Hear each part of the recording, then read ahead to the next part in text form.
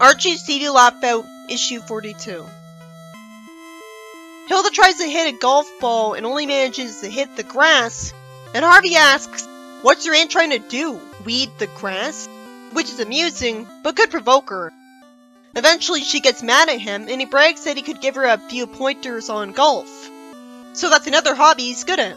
And I guess she zapped up her hat with magic and he didn't see it, because his eyes were closed. It's so sloppy that suddenly she gets her hat back and nobody reacts.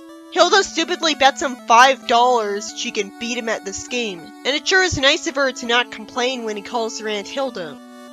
It's also sweet of him to tell Sabrina that he won't actually take her money and just wants to teach her a lesson.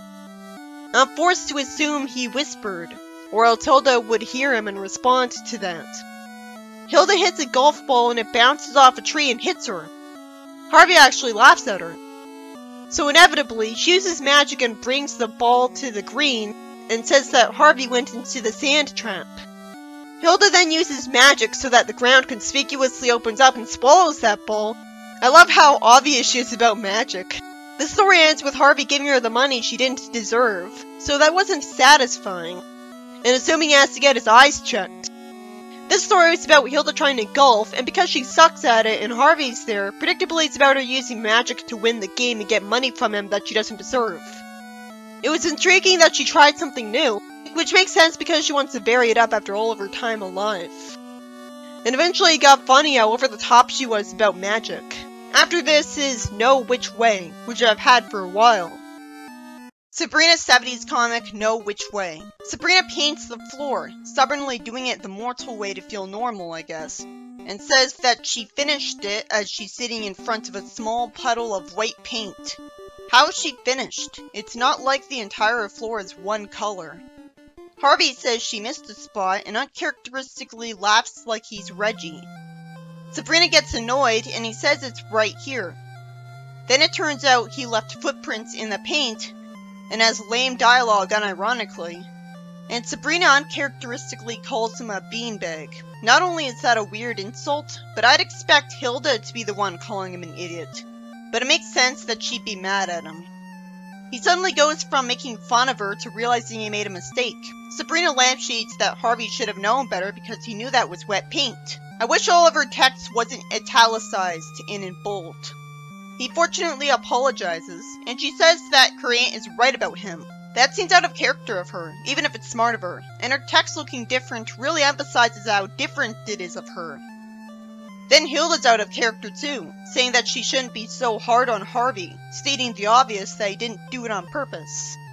She at least explains that Sabrina's always telling her not to get excited, so that's why she's acting like this. But of course she wouldn't be mad at Harvey. She wasn't the one whose job it was to paint the floor. At least it makes sense that Sabrina was doing it the mortal way because she's already insisted on decorating her bedroom the mortal way. So when it comes to renovating the house, she insists on doing things the mortal way. I understand why Sabrina apologizes to Harvey. While it is sudden, it makes sense that she'd feel like the bad guy after even Hilda was nice and forgiving of Harvey. He immediately forgives her. After he asks to get a snack, he stupidly carries too many things at once, makes a mess, has a paper towel roll away from him under the table, crawls under the table and topples it over with the milk carton. And Hilda gets mad at him because she just cleaned the kitchen and it's already a mess. She's just that unenthusiastic about having to merely point and imagine the kitchen is clean again. After she threatens to turn Harvey into a donkey, Sabrina tells Hilda no and pushes Harvey out of the room, telling him to get a Coke with her, saying that the fresh air will do them good. The story ends with Harvey finally commenting on Hilda, making it really obvious that she's a witch, asking if she thinks she has magical powers. And Sabrina says a very forced line at the end, quoting the story title as a failed attempt at a joke. This story was weird because the beginning of it had all three of the characters be stunningly out of character at first. After Harvey leaves footprints in the newly painted floor, Sabrina has every reason to call him out on it, but she's so over the top with it that she comes off as more like Hilda than Sabrina. Hilda tells her to not be so hard on Harvey, but at least says it's because Sabrina keeps telling her to relax. It kinda makes sense. What's more irritating is Harvey laughing at her for missing a spot, but maybe he just assumed she was the one who left the footprints in the paint at first. Then Hilda being forgiving of Harvey makes Sabrina realize she was in the wrong, But then Harvey's really clumsy in the kitchen, which is only justified because he's been clumsy in Hilda's house in plenty of stories before this. And Sabrina has to save him from Hilda. Archie's TV Lockout issue 44. After a brief pin-up where Hilda summons monsters instead of boys for Sabrina, which must have been just a prank, Harvey notices what time it is and says he should be at Sabrina's house by now. Oh, just as I was thinking that I'd never know what he was doing, he says he shouldn't have taken that nap. So I do know. And he admits that he made a mistake. He says he'd better hurry to be on time for that stage show. Why is he talking to himself? He falls on his head with his pants down, and finds out his car is out of gas. Then he misses the bus. I find it entertaining just how bad his luck is. He takes a taxi, and I hope he kept true to his word that he'd give him a nice tip. He jumps over a fence to take a shortcut and rips his shirt. He barges into the house and the door hits Hilda and he tells Sabrina he's here. I wonder if the twist is that he doesn't have to go to the stage show today. It'd be predictable if Hilda lashed out at him with magic, but I'd want more of a twist than that. She turns herself into a goat and rams him out of the house. I love how sudden and silly that was. I never thought she'd outright shapeshift. Harvey falls into a thorn bush, and somehow he ends up in a tree, as if falling into the bush bounced him like a trampoline. Predictably, Sabrina says the play isn't until tomorrow. At least he's with her now. She says that while they're here, they could go to the javelin throwing event, but Harvey's not in the mood after everything he's been through, and says no because he doubts the rest of his day would be any better. That's wise, because he'll probably fail the competition too. If Sabrina didn't get to do any magic in it, then it's a really good thing Hilda was in the story. I wasn't expecting a story mostly focusing on Harvey, so it's a good thing he was entertaining with how many mishaps he got into trying to rush to Sabrina's house.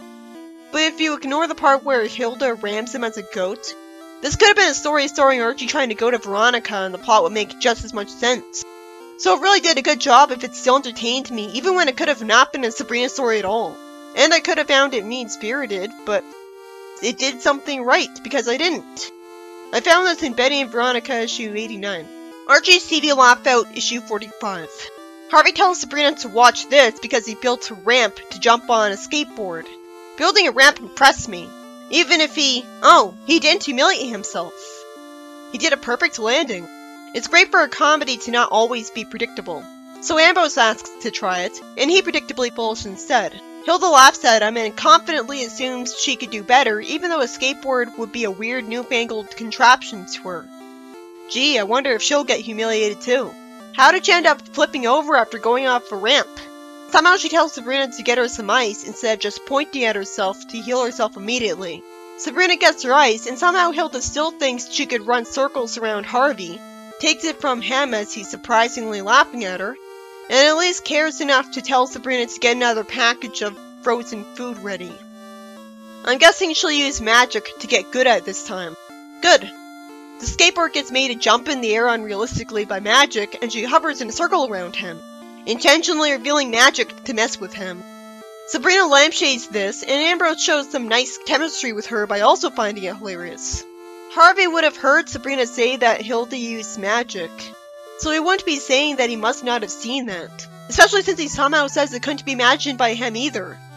This story is about Hilda and Ambrose being bad at skateboarding when trying to show up Harvey, who, in a pleasant surprise, was good at it after building a ramp too. I like that it wasn't predictable enough to have Harvey suck at it. And I liked seeing how Hilda flew around with a skateboard to get back at Harvey for being enough of a shocking jerk to laugh at the two of them. Archie's TV Lockout issue 46. Sabrina of the Jungle. Sabrina tells Harvey she's got his costume for the party, even though he told her already that he hates costume parties because he thinks they're for silly kids. Somehow, Sabrina the good person expects him to try his costume on anyways for no reason. It makes sense that she was being like this if it was to punish him for cheating on her recently. She's somehow smiling when he says he's not going, and Hilda says it sounds like fun. She thinks Harvey's gorilla costume is funny, but then gets offended when he somehow makes the mistake of saying that it's as bad as being dressed like a witch in front of her. So she uses magic to turn him into a gorilla rather than get him in the costume. Luckily, she makes him a nice obedient gorilla, explaining why she did this. suddenly has a leash on for Sabrina to hold, and she comes back home later and says that the party went great because she won first prize, but she's just annoyed that Harvey didn't talk to her all night and only talked like a gorilla. It's funny that she tried to imitate his gorilla noises. Hilda turns Harvey back to normal, and somehow he suddenly has a craving for banana cream pie, so the story ends with Hilda saying that he always reminded her of a baboon, as Sabrina's somehow mad at how he's enjoying eating. This story's about Sabrina somehow being inconsiderate enough to get Harvey to go to a costume party he doesn't want to go to. So after he somehow decides to insult witch costumes in front of Hilda, Hilda turns him into a gorilla that'll cause no trouble for Sabrina. Smartly of her. So he wins Sabrina first prize off screen. I'm relieved that the only problem he caused Sabrina at the party was saying gorilla noises the whole time. If he was acting like an out-of-control gorilla, it would have been really annoying because Hilda would have had no reason to make him like that. So this cuts down on annoying padding and makes more sense, being respectable. The problem she had to deal with was already enough, giving her a punishment for being mean to Harvey without going overboard. The title's misleading because Sabrina was never in a jungle, which could make the story disappointing. Archie's TV laughed out issue 47, Go for Broke. Hilda tells Sabrina there's something engraved on the inside of a vase and it says Made in Taiwan. Because she's a witch, she's unfamiliar with it and just spells it out. You'd think most people would just try to pronounce it though. Harvey rushes in expecting a surprise from Sabrina and hits her with the door, which causes the vase to get stuck on her head. Sabrina calls him out on barging in without knocking. Somehow Harvey thinks it's a good idea to fill the vase with water from a hose, insisting that her head will just float out. And Sabrina says it's a stupid idea. So after some hesitation out of respect for property, he finally breaks the vase, which he wouldn't have had to do if Sabrina simply used magic to get the vase off, and then made him forget that she had it on her head. Hilda tells him to get out, and Sabrina explains that the big surprise was the vase that was supposed to be a birthday gift for Harvey's mother. She closes the door, and when Hilda hopes Harvey's gone forever, Sabrina somehow assumes she doesn't mean that. She raises some good points about Harvey's good nature, and Hilda admits that she's right that he's done nice things for her. He has given her gifts. Then despite Sabrina closing the door on Harvey and saying he'd better leave, he doesn't learn his lesson and runs into the house again anyways. He tries to replace the vase with an unbreakable vase he got, I guess from his own house, and he trips and it lands on Hilda's head. All she'd have to do was point to get it off. This story is about Hilda getting a vase stuck on her head because Harvey barged into her house and hit her with the door. Maybe she should make the door open the other way. And after a confusingly dumb idea of his, he finally decides to break it to free her, which he wouldn't have had to do if Sabrina used magic to free her and erase his memory of entering the house. And then Harvey runs back into the house to try to make it up to them with an unbreakable vase, and he trips and ends up on Hilda's head. While I feel bad for Hilda and Harvey, it could be worse. It's better for the side characters to be the comedy characters who have the most suffering to go through, and not Sabrina herself. Well, they barely suffer at all. At least here I can understand why the writers would want to make them suffer because of their flaws. Well, Sabrina's supposed to be the competent main character you look up to. Archie's TV laughed out issue 48, Green-Eyed Monster. Sabrina's surprised to see Harvey show up at her door because she was expecting a friend of hers. He asks her who that is, looking annoyed. She says it's a guy who was her friend where she used to live. Well, it's interesting that she didn't always live in the same place in this comic. Harvey's annoyed because her friend Gary used to date her, and she talked about him with him before. And he noticed that she always had a love-hungry look in her eyes when she did. He's just insecure. He wonders if she just doesn't want to go out with him, and tells her to just say so already. He accused her of wanting to embarrass him, even though Harvey wasn't supposed to show up at her house in the first place. He's being selfish. Sabrina just says he's acting so childish that she doesn't even want to discuss it, when it would be smarter to bother to try to communicate with him like a good girlfriend. Although that does seem pointless right now. She could just tell him to leave at least. When the doorbell rings, surprisingly he gets to answer the door without Sabrina getting to be anywhere near it first. The guy shows up and gets prevented from saying who he is. Harvey kicks him out of the house, saying he knows who he is, and says that if he ever shows his face around here again, he'll beat him up. Since he said he knows who he is, I wondered if the twist was that he wasn't actually Gary. But instead, the twist was literally just something I already predicted the second she said that he lived where Sabrina used to live. He's a warlock who turns Harvey into a frog. So, she used to live in the other realm, instead of with any mortal relative before her aunts. And that was back when she was old enough to want to date.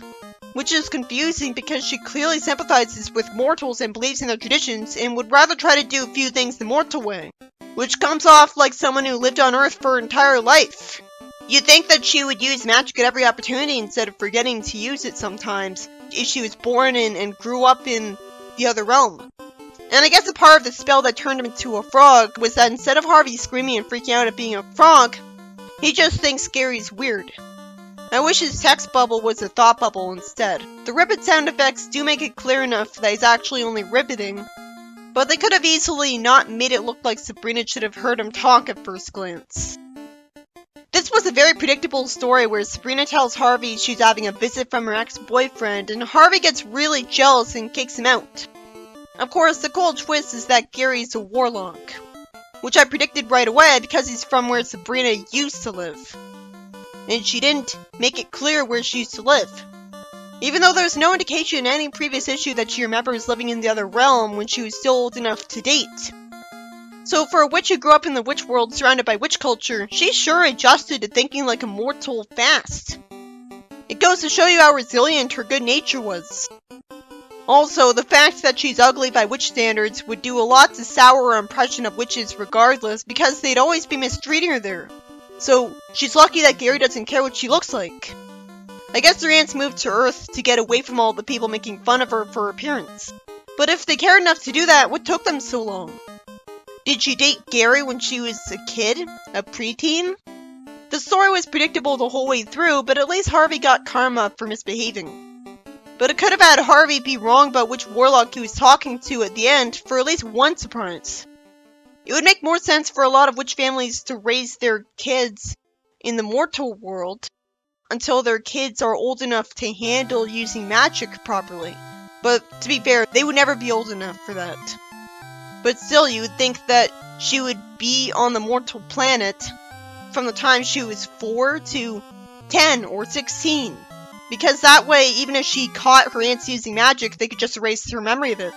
It would be a lot easier for them to hide witchcraft from her until she's old enough to handle it if she grew up on Earth. But with a head witch like Della, it makes sense that witches wouldn't be focused on their kids being responsible with magic.